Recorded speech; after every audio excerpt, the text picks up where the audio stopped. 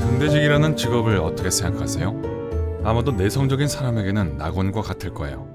바다 한가운데 있는 바위 위에 홀로 사나운 파도를 바라보며 등대 불빛을 관리하는 일이요. 하지만 주변에 사람이 없다는 사실에 나쁜 점도 있습니다. 여러분에게 무슨 일이 일어나도 아무도 모른다는 겁니다. 바로 플래넌 섬의 등대지기들의 경우에도 그랬죠.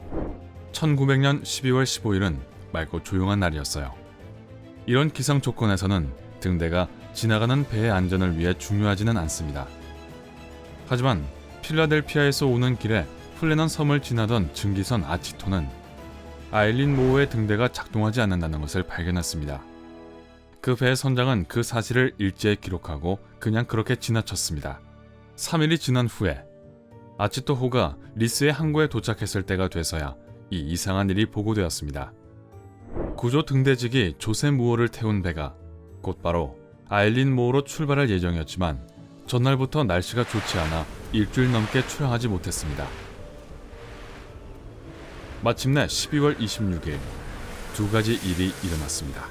헤스페로스라는 이름의 구조선이 등대에 도착했을 때 등대가 지금까지 버려진 상태였다는 것이 분명해졌습니다. 그 등대는 세 사람이 있었습니다. 일반 등대직이었던 제임스 듀켓과 토마스 마샬, 그리고 가끔 병가를 낸 등대지기를 대신하던 도널드 메가더였습니다. 한 사람이 더 있었는데 당시 해안가에서 순환 근무를 하던 사람이었습니다. 하지만 헤스페로스의 선원들은 쥐 죽은 듯한 침묵과 맞닥뜨렸을 뿐입니다. 관리는 아무도 없는 것 같았는데 그렇지 않았다면 적어도 한 명은 부두에서 배를 기다리고 있었을 것입니다. 그것만으로도 걱정할 만한 일이었지만 이뿐이 아니었습니다. 도착했을 때 배의 선장 제임스 하비 또한 구조선을 환영하기 위한 신호기가 기대에 없다는 것을 알아차렸습니다. 그리고 모든 보급 물품 상자는 실내에 있어야 했지만 선착장에 남겨져 있었습니다. 하비가 백고동 소리를 울렸지만 반응이 없었습니다. 공중으로 조명탄을 쏘아 올렸지만 그건 역시 아무런 효과가 없었습니다. 헤스페루스에서는 불안감이 커졌고 무어는 배를 대고 홀로 해안에 내려 조사하기로 했습니다. 그 섬은 으스스할 정도로 조용했어요. 등대는 어둡고 동물들이 살지 않고 갈매기들만 찾아오는 곳에 위치하고 있었습니다. 무어는 계속해서 부지와 건물 자체를 탐사했는데요. 그가 발견한 것은 그를 더욱 불안하게 만들었습니다. 등대지기들의 조짐은커녕 흔적조차 남아있지 않았습니다. 정문과 등대 출입문 모두 닫혀 있었고 침대도 정리되지 않은 상태였고 무엇보다 소름 끼치는 것은 모든 시계가 멈춰 있었다는 사실이었습니다. 그것은 등대지기들이 일주일 이상 이곳에 없었다는 것을 의미했습니다. 온갖 생각으로 긴장한 무어는 다시 배로 돌아와 지원자 3명을 해안으로 데려와 추가 조사를 벌였습니다. 등대 안에서 그들은 등대지기들이 성급히 그곳을 떠났다는 표시들을 발견했습니다. 식탁 근처에 의자가 뒤집혀 있었고 방수포 코트 3개 중 2개가 사라졌습니다. 세 번째 코트는 여전히 옷걸이에 걸려 있었는데 그 점이 이상했습니다. 지난 한 주 동안의 날씨가 끔찍했는데 왜 그 등대지기 중 한 명은 방수 코트도 없이 건물을 나섰을까요? 그리고 어떤 경우든 규칙에 따르면 항상 한 명의 등대지기는 자리에 남아서 등대를 지켜야 합니다. 세 사람 모두 한꺼번에 자리를 떴다는 것은 뭔가 안 좋은 일이 생긴 게 틀림없었습니다. 그 사람들이 헤스페로스로 돌아왔을 때 하비 선장은 북부 등대위원회에 전보를 보냈습니다. 플래넌 섬에서 끔찍한 사고가 났고 관리인들도 모두 사라졌다고 적혀 있었습니다. 그는 가엾은 등대지기들이 사나운 바다에 휩쓸렸거나 절벽에서 떨어졌을 것이라고 추측했습니다. 하비는 공식 조사를 요청했고 12월 29일 로버트 뮤어헤드 북부등대위원회 감독관이 조사를 위해 도착했습니다. 그리고 이때부터 가장 이상한 일들이 벌어지기 시작했습니다. 뮤어헤드는 등대지기들이 실종될 때까지 기록한 등대 일지를 발견했는데 그것은 12월 15일 저녁 때 즈음이었습니다. 12월 12일 토마스 마셜은 그가 20년 동안 본 적이 없는 심한 바람이 불었다고 기록했습니다. 또한 다른 두 등대지기들이 매우 이상하게 행동하기 시작했다고 적었습니다. 일지에 따르면 듀켓은 매우 조용했고 메가더는 울고 있었습니다. 그런 점에서 매우 이상하게는 매우 절제된 표현이었어요. 3명의 등대지기들은 모두 터프하고 산전수전을 다 겪은 사람들이었고 메가더는 노련한 항해사였습니다. 아무리 심한 폭풍이라고 해도 그 때문에 그가 울고 있었다는 것은 도저히 불가능한 일이었어요. 12월 13일부터의 기록은 바람이 여전히 심하게 불고 있으며 파도는 전날보다 훨씬 더 격렬했다고 적혀 있었습니다. 일지는 세 사람이 공포에 떨고 있었다는 사실을 암시하고 있었는데 그것은 그들이 경험 많은 관리인들이었고 등대하는 안전하다는 것을 알고 있었기 때문에 매우 이상한 점이었습니다. 아무리 험한 날씨라도 거친 조건을 견뎌내기 위해 특별히 만들어진 견고한 돌 구조물에 피해를 입힐 수는 없었습니다. 하지만 아마도 이 모든 것 중에서 가장 이해하기 힘든 사실은 12월 12일, 13일, 14일 이 지역에 폭풍이 없었다는 사실입니다. 하지만 등대 일지에 의하면 12월 15일 아침에야 마침내 하늘이 맑아졌다고 합니다. 그리고 그것이 마지막 기록이었습니다. 관리인들은 같은 날 저녁 실종됐습니다. 이 이야기 전체는 너무나 많은 모순이 있어서 오늘날까지도 수수께끼로 남아 있습니다. 공식 조사 결과 아일린 모어 등대에서 벌어진 일에 대한 명확한 증거를 찾지 못했을 뿐 아니라 상황을 더욱 곤혹스럽게 했습니다. 이 소식이 본토에 전해지자 영국 각지에서 온갖 이론들이 등장하기 시작했습니다.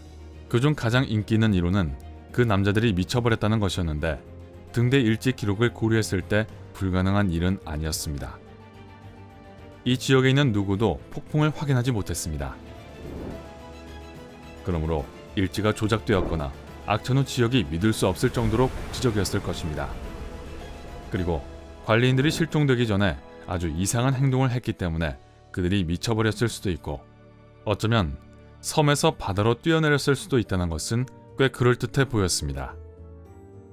다른 이론들은 훨씬 더 신뢰성이 떨어졌고 초자연적인 현상에서부터 비밀정보 작전 수행에 이르기까지 그저 추측에 불과했습니다. 하지만 왜 정부가 외진 곳에 있는 3명의 등대 관리인을 제거하는 것에 관심이 있었는지는 설명되지 않았습니다. 이 사건에 대한 공식 수사가 있었기 때문에 적어도 어느 정도는 일리가 있었습니다. 등대 건물의 서쪽 선착장은 최근의 폭풍으로 인해 심각한 손상을 입었습니다.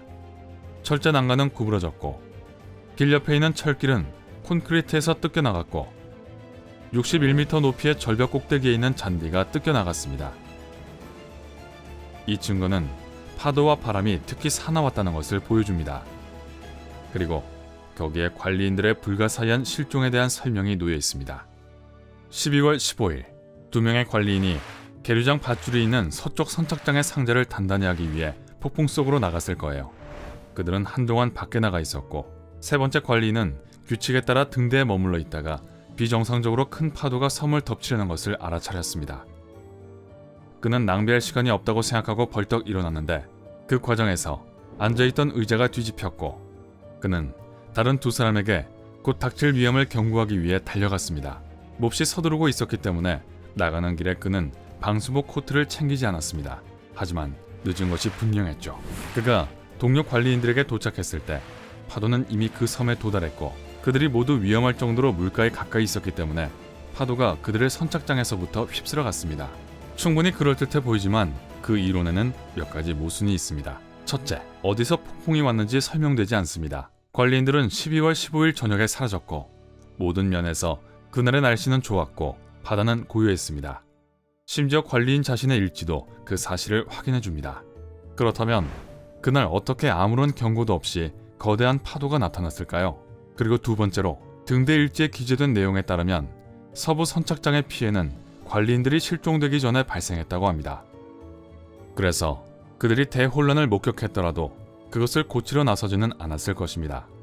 1900년 이후 많은 이론들이 등장했는데 기괴한 파도가 한 사람을 덮쳤고 다른 2사람들은 그를 도우려고 했다가 휩쓸려 갔을 거라는 내용이었죠. 또한 어떤 사람들은 큰 파도가 서쪽 선착장 옆 좁은 도랑으로 들어와 거대한 힘으로 폭발하여 장비가 떠내려가는 것을 막으려던 사람들을 밀어내었을지도 모른다고 이론화했습니다. 이 이론에 따르면 세 번째 관리인도 동료들을 도우려다가 희생되었다고 합니다. 하지만 어떤 가설이든 신빙성이 있든 비현실적이든 그중 어느 것도 아일린 모어의 용감한 세 사람에게 실제로 무슨 일이 일어났는지에 대한 실마리를 제공하지는 않았습니다. 언젠가는 그 의문이 풀리게 될지도 모르죠. 여러분은 등대지기들이 왜 섬에서 사라졌다고 생각하세요? 아래 댓글로 알려주세요. 오늘 새로운 것을 배웠다면 이 비디오에 좋아요를 주고 친구와 공유하세요. 하지만 잠깐! 아직은 사라지지 마세요. 여러분이 좋아할 만한 2000개 이상의 멋진 비디오가 있습니다. 왼쪽 또는 오른쪽 비디오를 선택하고 클릭하기만 하면 됩니다. 삶의 밝은 면에 머무르세요.